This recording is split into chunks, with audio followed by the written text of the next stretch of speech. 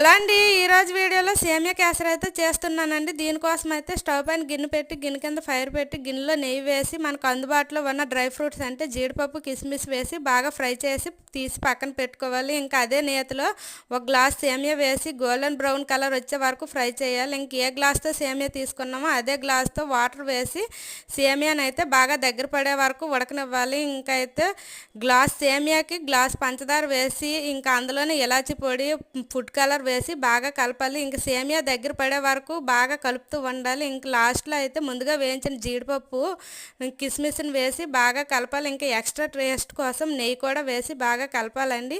ఇంక ఇదైతే మా అమ్మాయి పుట్టినరోజు నాడైతే నేను చేశానండి. నేను ఫస్ట్ టైం చేసిన చాలా టేస్ట్గా వచ్చింది, సూపర్గా ఉంది.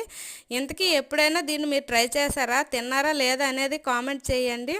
ఇంకైతే ఇదైతే చాలా టేస్ట్గా ఉంది, వావ్ అనాల్సిందే. వీడియో నచ్చితే లైక్ అండ్